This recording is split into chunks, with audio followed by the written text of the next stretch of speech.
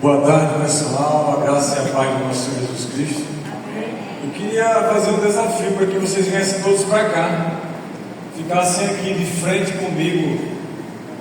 Fica melhor a gente ficar pertinho aqui e vocês olharem com meus olhos verdes aqui.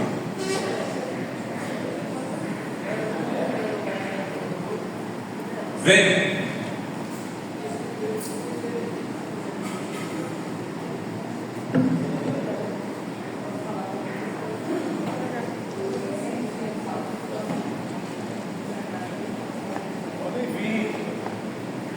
Pertinho aqui.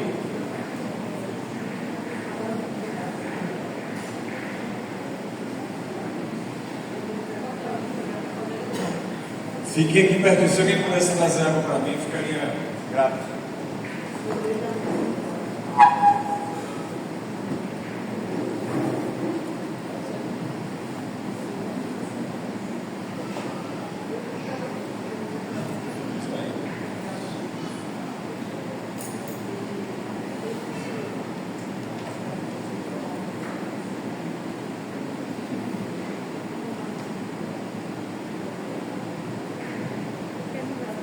Pode vir, vem pra cá. Fiquem aqui, ó. Quanto mais perto, melhor. Tem mais cadeiras aqui para ser preenchidas, ó.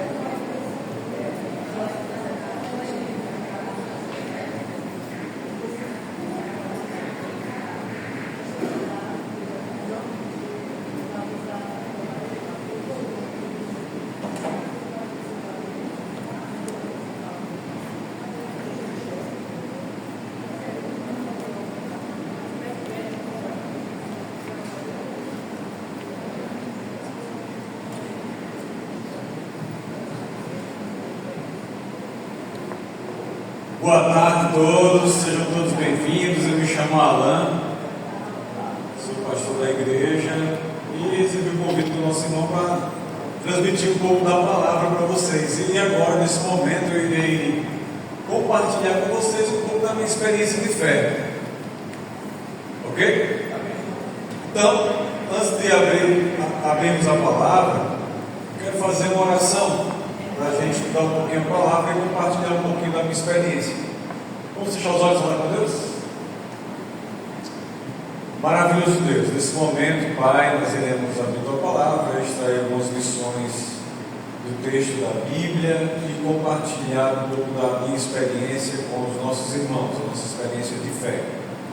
Abra a nossa mente e o nosso coração para aquilo que vai ser apresentado nessa tarde, em nome de Jesus. Amém.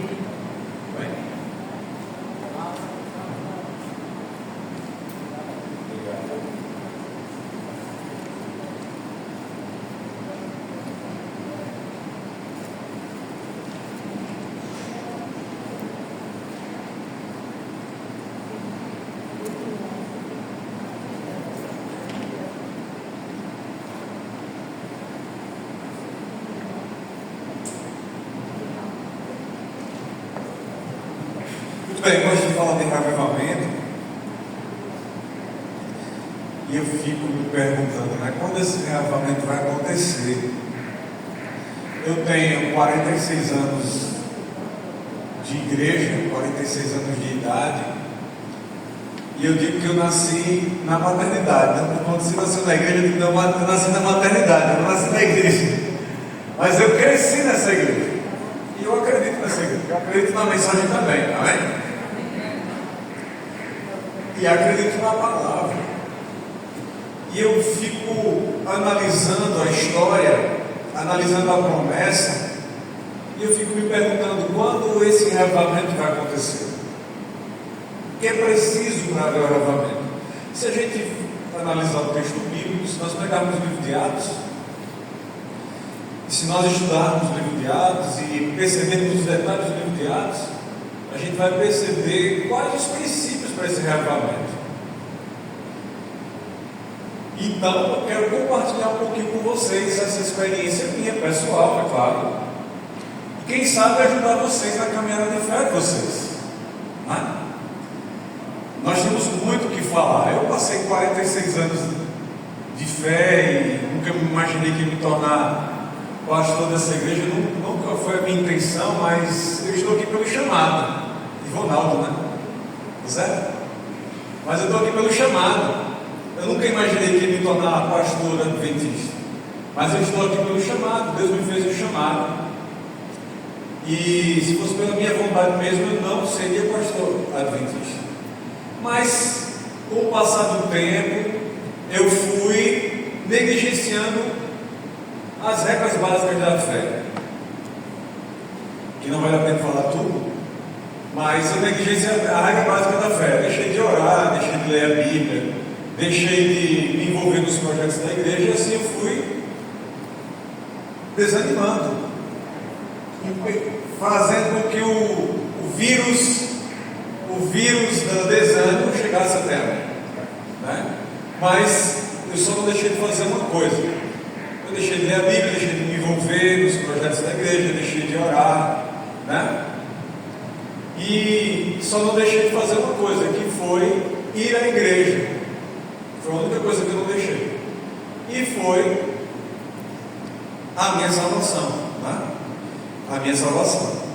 Eu não vou falar sobre isso, não vai dar para falar tudo, é claro, mas eu gostaria de trazer alguns passos para o arrependimento para vocês, né?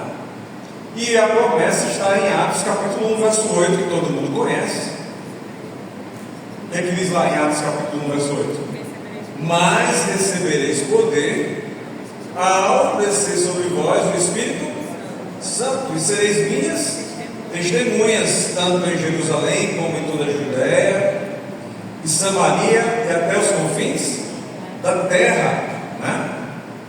E o verso 14 diz o quê? 1,14. Todos eles perseveraram de forma unânimes, fazendo o quê? Em oração, com as mulheres, com Maria e a mãe de Jesus, e com os irmãos dele. Nós vamos ler alguns versos aqui, alguns princípios, que vai mostrar como nós obtemos o arrependimento.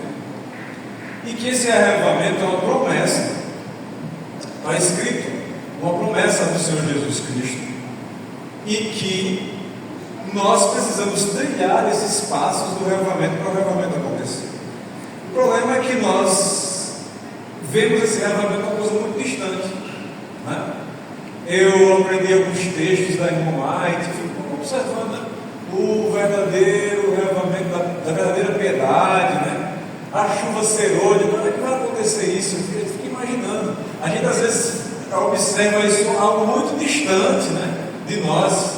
O derramamento da promessa, o derramamento do Espírito Santo, a gente fica só imaginando isso muito distante. A gente sabe que aqui no relato de Atos foi a chuva temporânea, e nós recebemos agora também as primeiras chuvas, mas vamos receber também a segunda chuva, que é a chuva o quê? A chuva serôdia. Mas quando é que ela vai acontecer? A gente precisa estar se preparando para isso, né? E você não vai receber a serôdia se você não tiver recebido o quê? A temporã. Então nós precisamos estar buscando esse arrependimento quando? Agora. E os passos para o arrependimento? Primeiro passo: não existe arrependimento. Acho que eu não estou ajudando o cinegrafista, estou movimentando muito, né?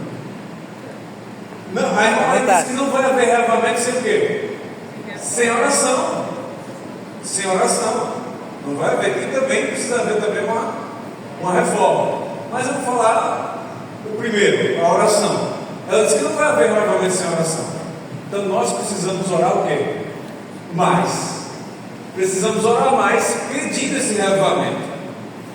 Ele diz assim: mas recebereis poder ao descer sobre vós o Espírito Santo, e sereis minhas testemunhas. Então essa é a promessa. Nós temos essa promessa. Interessante que você tem orado pelos pastores dessa igreja? Tem orado? Que bom, né? Parabéns. Tem orado por mim, então. Você tem orado pelos líderes dessa igreja? Você tem orado pelos projetos dessa igreja? Pelos planos dessa igreja? Nós precisamos orar pelos pastores dessa igreja, pelas esposas dos pastores, pelos projetos e sonhos que nós temos para essa igreja. E eu não sei se vocês sabiam como foi que surgiu os 10 dias de oração. Vocês sabem como surgiu os 10 dias de oração? Nós temos um projeto no início do ano que foram os 10 dias de oração. Você sabe como surgiu? A irmã Adi diz que eles passaram 10 dias orando antes de receber o Pentecostes, a chuva temporânea. Passaram 10 dias orando. A irmã Adi diz, né? E é bem interessante. Eu não sei se vocês conhecem um dos grandes pregadores da nossa igreja, o pastor Dwight Nelson. Ele passou, não sei se ele ainda está por lá, mas ele passou muitos anos pregando todos os sábados na mesma igreja, lá na Endos. Todos os sábados. Imagina se eu estivesse aqui pregando, né? Todos os sábados para vocês, né? Eu perguntei isso para a minha igreja, lá na minha igreja central. Vocês imaginaram o pastor lá pregando aqui todo sábado, mas todo sábado, vocês iam aguentar, vocês iam suportar, vocês iam enjoar.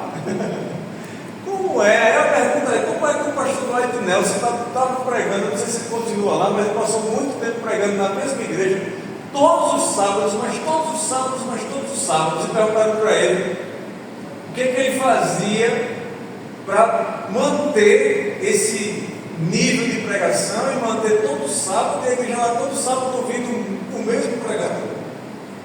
E ele respondeu que ele faz algumas coisas básicas durante o ano com a igreja. E a coisa básica que ele faz é colocar a igreja para orar, pelo menos 10 dias de oração, para orar por ele. Vocês estão orando pelos pastores dessa igreja? Vocês estão orando pelo ministério pastoral, pelos projetos e sonhos dessa igreja? O fato é que nós precisamos orar mais. Não vai haver avivamento sem oração. Nós precisamos orar mais. E hoje, às 5h40 da manhã, eu estava orando por vocês. Amém? Eu estava orando por vocês. Eu orei essa semana por vocês. E todas as madrugadas eu oro pela minha igreja. Todos os dias eu oro pela minha igreja, todos os dias eu oro pelos projetos da nossa igreja, todos os dias eu oro pelas pessoas que me pedem oração, pelos doentes, todos os dias nas madrugadas. Porque não vai haver reavivamento sem oração. Não vai haver reavivamento também sem pregação do Evangelho, sem testemunho. Ele diz assim, e mais recebereis poder do Senhor sobre vós do Espírito Santo, e sereis minhas testemunhas. Nós temos muito o que falar. Pelo menos 3 pontos eu colocaria aqui desses textos para mostrar para vocês que só vai haver o reavivamento com oração, só vai haver o reavivamento com busca, só vai haver o reavivamento também com testemunho. Porque ele diz assim: mas recebereis poder, vai ser sobre vós do Espírito Santo, e sereis minhas testemunhas. Nós temos que falar. Temos que pregar, temos que testemunhar. Eu queria destrinchar esses 3 pontos, se tivéssemos mais tempo, mas eu vou tentar falar aqui, pelo menos basicamente, sobre esses 3 pontos. O primeiro é a oração, o segundo, o testemunho, e o terceiro, qual seria o terceiro? Eu vou colocar mais um ponto. O verso 14 diz que eles perseveraram. Eles não desistiram, eles permaneceram, eles perseveraram. De que forma? Eles perseveraram. Tem que haver a perseverança e tem que haver um fator que às vezes nós não conseguimos identificar em algumas igrejas e algumas pessoas. Qual é? A união. Tem que haver união. A gente às vezes encontra, eu como pastor, eu tenho grandes desafios na igreja. A igreja vai para um lado, outro grupo vai para outro, o pastor vai para o outro, o ancião vai para outro, e nunca dá certo, porque não existe o quê? União. Eu tive grandes problemas em algumas igrejas, porque no início desse ano, porque eu encontrei divisões dentro da própria igreja. É uma só. Tiago pega bem pesado, ele disse que ele usa a palavra facção. Né? Eu não ia nem falar isso. Ele usa essa palavra bem pesada, facção. Mas quando é que vai haver o reavivamento? O reavivamento vai acontecer se nós pegarmos o livro de Atos e pegarmos esses detalhes aqui. Nós não precisaríamos de outra coisa. Eu até digo para as pessoas: olha, vocês não precisariam, se vocês lessem as cartas. Eu terminei de ler a Bíblia, no dia 3 de julho eu terminei de fazer o meu plano pessoal de leitura da Bíblia Sagrada. E eu disse para a minha igreja: olha, eu quero que vocês leiam mais a Bíblia. Se nós lêssemos mais a Bíblia, não precisava mais de outra coisa. Se vocês lessem as cartas, a gente está cometendo erros porque não estamos percebendo os detalhes que o Evangelho do nosso Jesus Cristo mostra, e também que as cartas mostram. Eu digo: leiam as cartas. Veja lá que Paulo não fala de outra coisa senão de união, Paulo não fala de outra coisa senão de perdão, Paulo não fala de outra coisa a não ser disso. Coisas bem básicas que nós estamos em falta por não percebermos. E eu cheguei na minha igreja e disse assim: se vocês sabem, já pensou se de repente dissesse assim: o pastor Alain vai embora? Aí uma irmãzinha disse: vai vir outro pastor. Eu digo: está certo. Não se preocupe, vai vir outro, é verdade. Mas já pensou se não era essa a pergunta que eu queria fazer? A pergunta que eu queria fazer é: se de repente não existisse mais o ministério adventista, o que é que ia acontecer? Vai chegar um dia que não vai ter. Vai chegar um dia que não vai ter. Eu disse: você já imaginou se não tivesse o pastor Alain, como seria? O que vocês iriam fazer? Vai vir outro pastor. É verdade, vai vir outro pastor, sem dúvida. Que a fila anda. Né? Que a fila anda. E temos aí 4 seminários formando a cada ano muitos pastores, muitos aspirantes a pastores. Realmente, vai vir outro pastor, mas o que eu quero dizer para vocês é: se o pastor Alain ou o ministério adventista acabasse, se vocês utilizassem somente as cartas, as epístolas aqui falando sobre liderança, como liderar o povo, como avançar, vocês não precisariam mais. Bastava vocês seguissem o que os ensinamentos, os princípios de liderança que está contido aqui nas cartas, não precisava mais. Claro que eu falo isso para motivar as pessoas a estudar mais a Bíblia e motivar mais a estudar as cartas. Eu disse para ela: eu terminei a Bíblia pela minha 5ª vez, estou lendo a Bíblia pela 6ª vez. Ela ficou bem admirada: pastor, é mesmo, está lendo a Bíblia 6 vezes? Eu digo: isso é uma bobagem, porque eu conheço gente que já leu 17, 22 vezes a Bíblia. Pelos 46 anos de adventismo que eu tenho, era para ter lido a Bíblia pelo menos, Ivonaldo, pelo menos 39 vezes. O que eu quero dizer para vocês com isso é que nós precisamos ler muito mais a Bíblia e orar muito mais, amém? Porque não vai haver reavamento sem oração. Não vai haver isso, exatamente, sem dúvidas. E não vai haver reavamento sem busca. Por isso que Jeremias 29, do 11 ao 13, o profeta escreve lá, né? Buscar-me-eis e me achareis quando me buscar de todo o vosso coração. Né? Então nós precisamos buscar mais e mais, ler mais a Bíblia. Essa é um pouco da minha experiência, né? Então quando você vai lá para Atos 2,42, ele diz: e perseveraram. De que forma? Unânimes. Nós precisamos estar unidos. Nós precisamos de união. Mas enquanto um vai para um lado, o outro vai para o outro, e aí divisões, famílias dentro da igreja dividida, grupos divididos, e Tiago pega apesar de ir lá com facção, não vai haver reavamento. Nós vamos postergar mais o reavamento. É essa a minha experiência, né, de leitura da Bíblia. E eu estou no livro de Números, capítulo 19. Relendo a Bíblia, eu quero ler a Bíblia todos os dias, eu quero ler a Bíblia até a volta de Jesus, amém? Quero continuar, eu quero motivar. Quando eu digo isso para as pessoas, não é para mostrar que eu leio a Bíblia, eu quero motivar você a ter a sua experiência pessoal com Deus e com Cristo através da palavra, amém? É isso que eu quero que você tenha. E aí quando você observa que dentro desses princípios existe o princípio aqui da pregação, do testemunho. Não vai haver reavamento também sem testemunhar.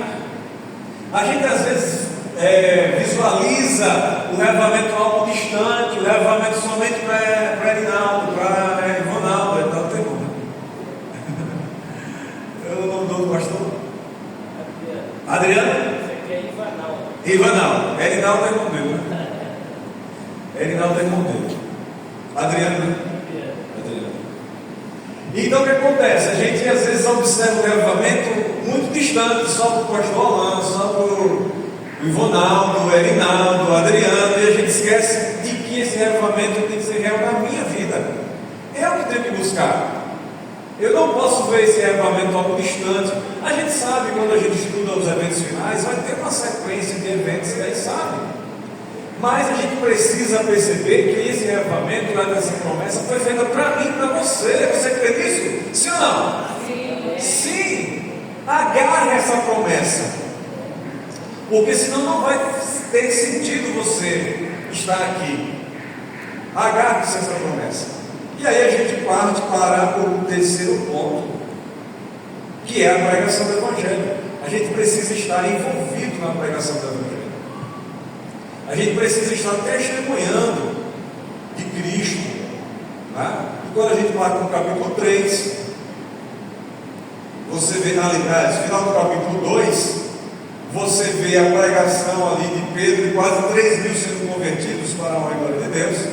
Quando você parte para o capítulo 4, você vê a cura ali de Pedro e João, né? Do templo. E aí, quando você parte para o capítulo 4, é bem interessante. Eu quero finalizar com a história aqui do capítulo 4 do livro de Atos. Falar com eles ainda, 4 verso 1.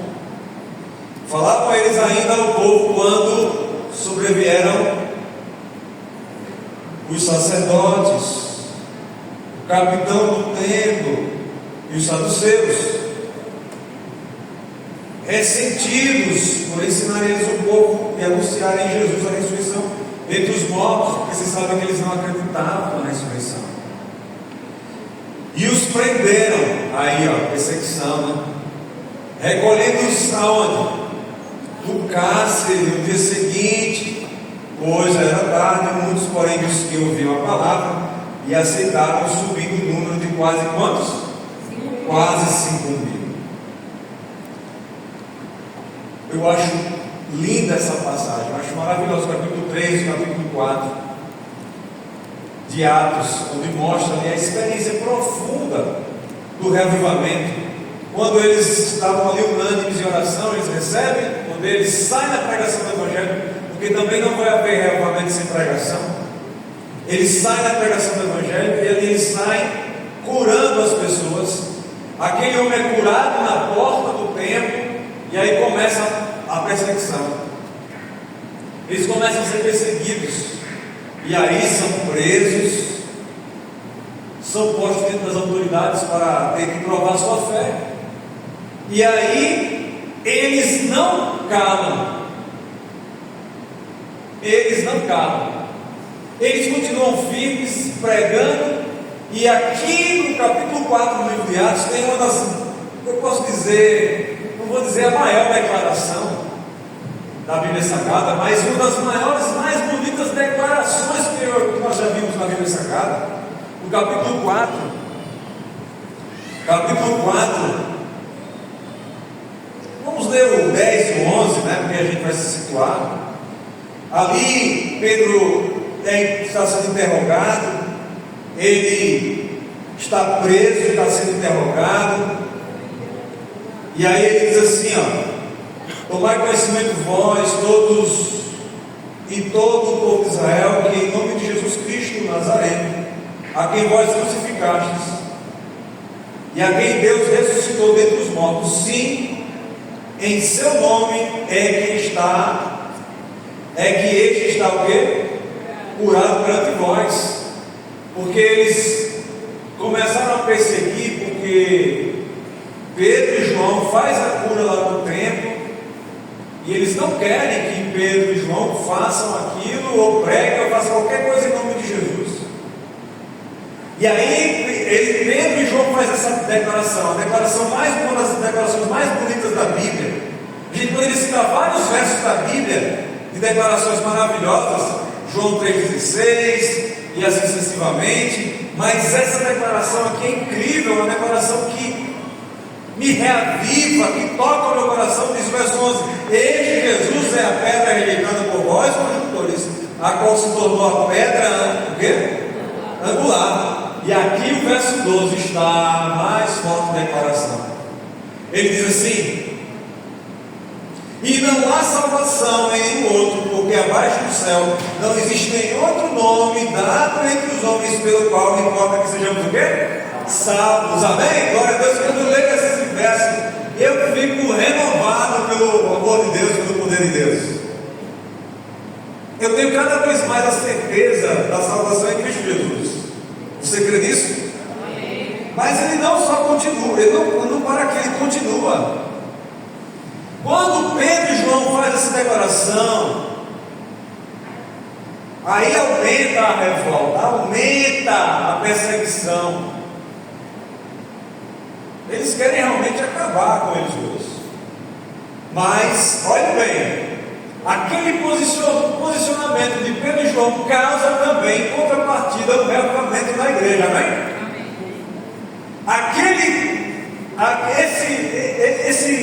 Essa declaração causa também uma mudança naqueles que estão ouvindo, porque olha só que interessante, o verso 13 diz: ao ver a intrepidez de Pedro e João, sabendo que eram homens o quê? Iletrados, incultos, admiraram-se e reconheceram que eles estavam o quê? Com Cristo. E é isso que eu quero compartilhar com vocês. Irmãos, nós precisamos orar mais, ler mais a Bíblia, nos preparar mais, entrarmos em conexão com esse Deus todos os dias e levar a mensagem desse Deus com intrepidez. E isso é que vai fazer a diferença total na minha vida e na sua vida. Você está lendo a sua Bíblia todos os dias? Você está orando? Eu estou falando isso não é para engrandecimento meu, mas eu estou falando isso para mostrar para vocês que nós precisamos nos aproximar cada vez mais de Deus através da oração e da leitura da Bíblia, e com intrepidez, não temer a palavra, não tremer também. Alguns dias atrás eu estava pregando na igreja, eu estava lá no púlpito pregando aqui. Quando eu ia iniciar o meu sermão, entra uma pessoa diferente na porta da igreja. E sempre que entra uma pessoa diferente, eu paro e cumprimento aquela pessoa. Eu disse, eu ia começar no sábado, eu ia começar a pregar, estava acabando de ler o verso da Bíblia. E aí, aquela pessoa entra e eu digo, bom dia, seja bem-vinda.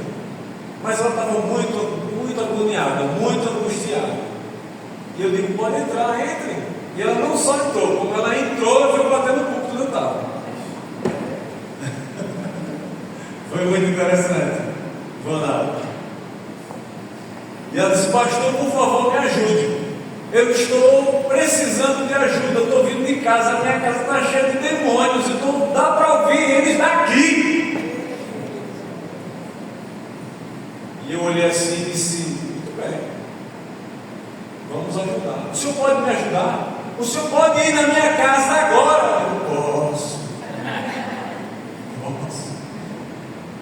Já comecei a tremer as pernas. Mas tem que ser agora. Eu digo, calma, ela estava com a filhinha dela. Disse, calma, senta um pouquinho aí. Eu estou começando a pregar agora. Senta um pouquinho aí, fique tranquila. Mas o senhor vai lá? Eu digo, vou. Tem que ir lá, eu estou dizendo, não quero ir não, Senhor. Mas é para ir, eu vou. E ela disse, senta um pouquinho aí, que até o final a gente vai, quando terminar aqui, eu estou começando agora a palavra, quando terminar que a gente vai. E ela senta. E quando eu estou começando a pregar, disse, pastor, vamos pedir uma oração aqui, vamos fazer uma oração, pedir o povo para orar aqui, porque eu não estou aguentando, dá para ouvir da minha casa os demônios aqui. Eu digo, vamos orar, vamos mandar sair em nome de Jesus agora, sai em nome de Jesus. E ela ficou lá sentada, melhorou? Eu disse, está melhor, pastor, mas no final o senhor vai comigo? Eu digo, vou dizer, Senhor, não quero ir não, mas o senhor está dizendo que é para ir, então eu vou.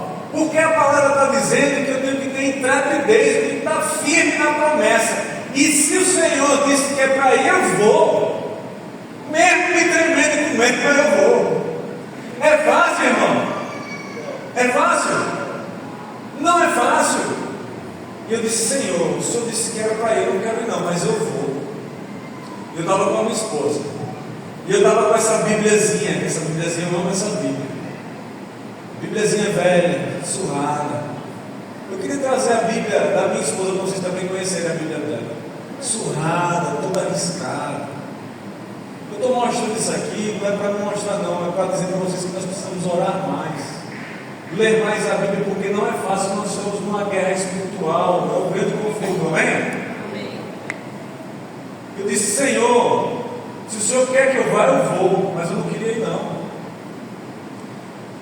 E aí eu terminei de pregar, e aquela mulher disse: o Senhor vai? Eu não vou. Deixa eu me despedir da igreja, né? Que a gente vai. E eu fui lá para a porta me despedir da igreja. O que é que todo pregador faz quando termina de pregar? O que ele faz? Ele vai fazer o quê? Na porta ele vai o quê? Cumprimentar as pessoas. E eu fui cumprimentando os irmãos um por um. Um por um. O pessoal pegava na minha mão e esperava alguém dizer: Senhor pastor, o senhor quer que eu vá para o senhor para pelejar com o senhor? Quer? E eu peguei na mão de um, ninguém dizia nada. Eu digo: meu Deus, ninguém vai dizer que quer ir comigo para peleja. Peguei na mão de 2, de 3, de 4. No penúltimo, a irmãzinha disse: pastor, Deus abençoe para onde o senhor vai. Pegou na minha mão e disse: Deus abençoe, lhe guarde, lhe proteja quando o senhor vai. Eu digo: meu Deus, ninguém vai pelejar comigo nessa peleja. Eu vou sozinho, eu e minha esposa. Quando eu pego na mão dessa irmã, que eu vou pegar no último, tinha um grandão, capa alto, mais alto que eu, fortão, 35 em cada braço, um jovem, pegou na minha mão e disse: pastor, se o senhor quiser, eu vou para o senhor. Eu disse: eu quero. É tudo que eu estava esperando, eu ouvi isso. Eu quero. Não, eu estou falando com você, aconteceu assim mesmo. O último, se o senhor quiser, pastor, eu vou para o senhor. Eu disse: eu quero. Era o que eu estava esperando, era isso. Nós entramos no meu carro, eu e minha esposa, eu com a minha Bíbliazinha. Essa é a Bíblia que eu leio, não é essa não, eu adotei outra. Eu esqueci ontem na igreja. Você tem laço na sua Bíblia. Fiquei agoniado hoje de manhã, porque eu vou pegar a que eu estava arriscando ano passado, vou pegar ela, a do poder. E hoje eu li com essa velhinha. Essa aqui foi a minha primeira Bíblia do meu primeiro evangelismo. É hora de viver, de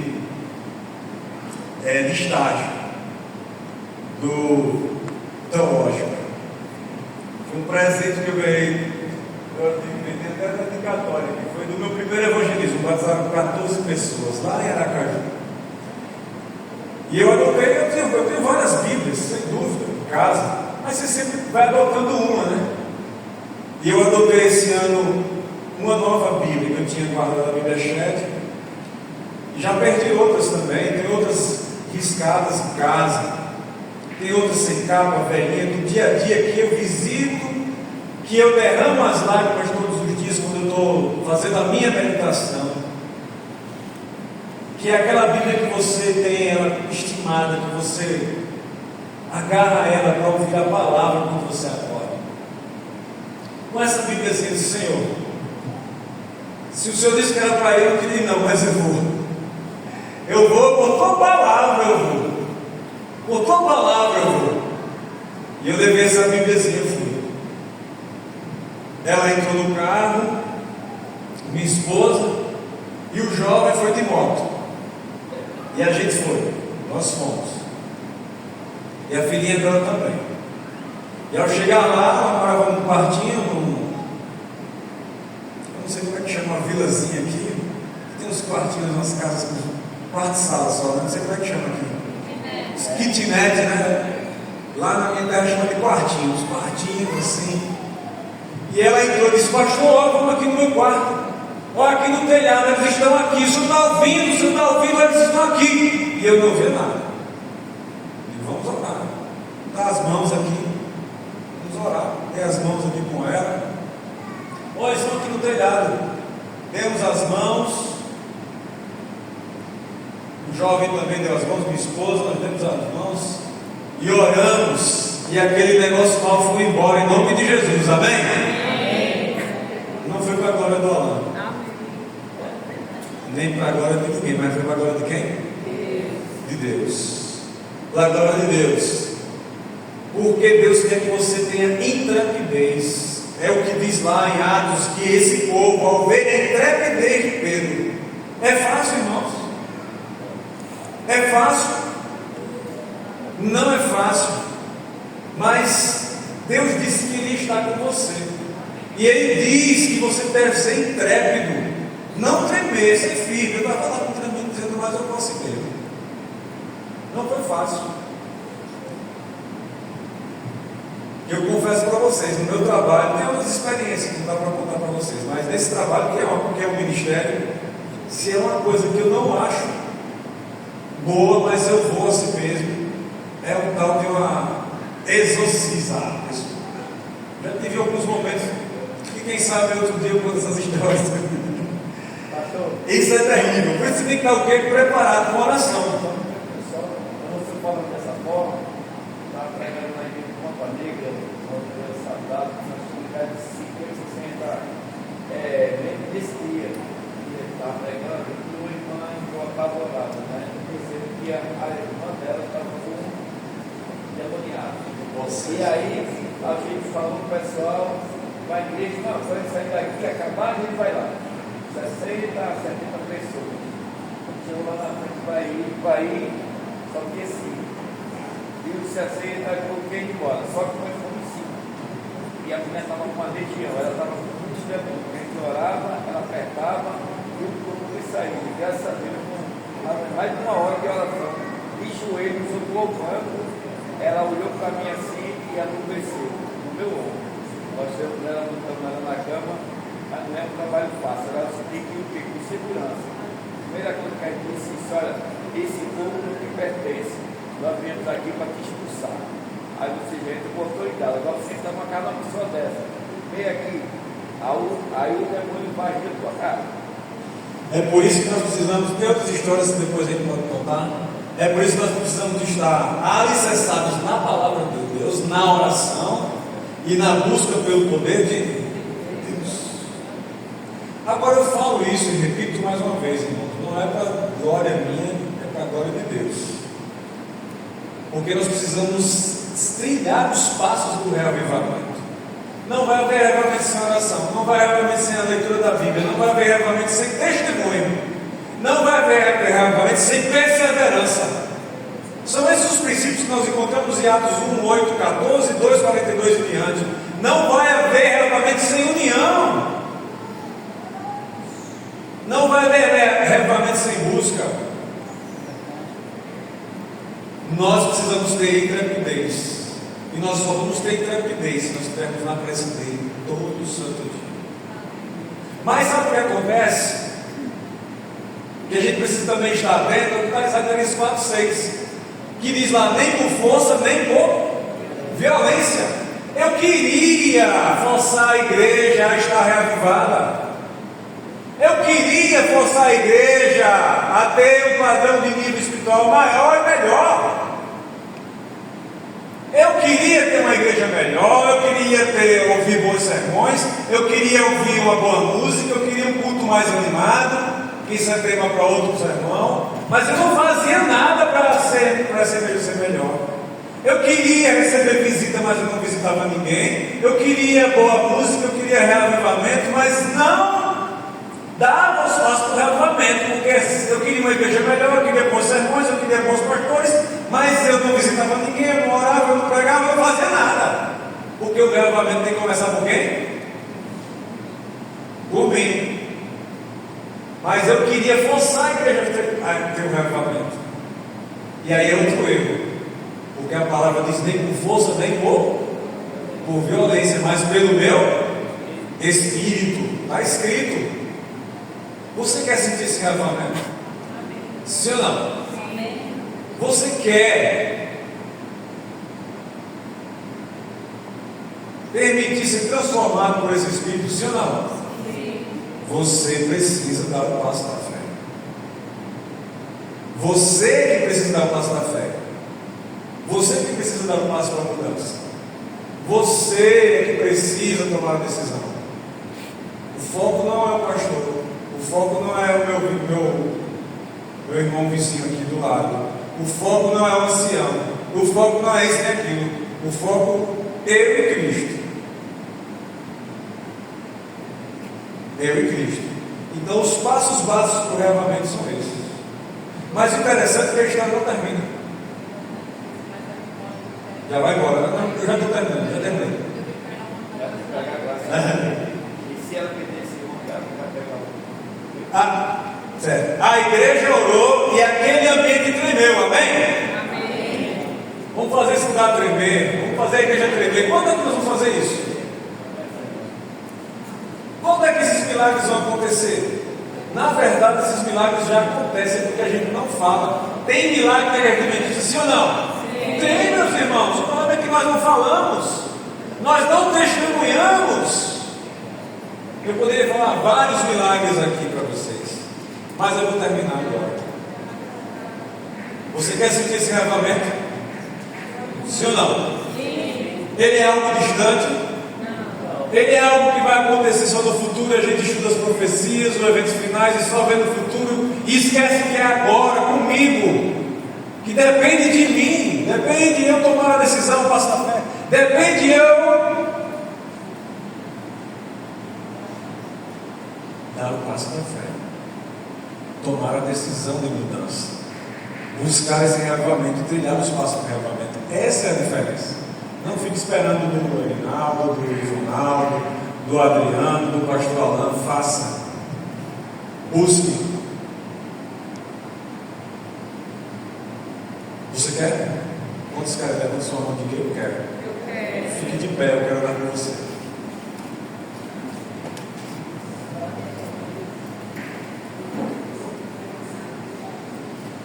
Feche seus olhos.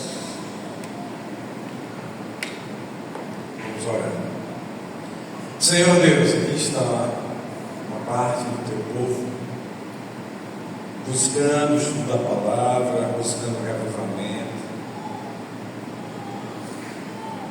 dando um passo na fé, querendo ser diferente, não para a glória própria, mas para a glória de Deus. Nos ajude, Pai, nos ajude a compreendermos mais um pouco a tua palavra. Nos ajude a perceber que esse reavivamento ele está disponível. Ele está pronto agora para nós. Basta nós agarrarmos a ele, seguirmos os passos do reavivamento.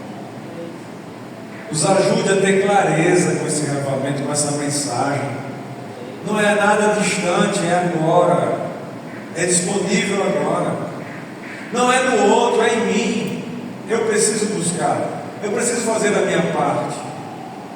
Nos ajude, Pai. Perdoe nossas faltas, abra nossa mente para as tuas mensagens. Nos ajude a termos as nossas próprias experiências contigo, as experiências mais profundas, assim como Pedro e João teve, de serem intrépidos, corajosos na palavra. Não é fácil, mas estamos aqui em oração pedindo um reavivamento, pedindo a transformação. Nos ajude, Pai, perdoe nossas faltas. Obrigado por nos ter trazido aqui para ouvir tua mensagem, aqueles que vieram. Nos dá a tua paz, teu perdão, e uma semana cheia de bênçãos em nome de Jesus. Deus abençoe vocês. Obrigado pelo convite, guerreiro. Compartilhar um pouquinho da minha experiência com vocês.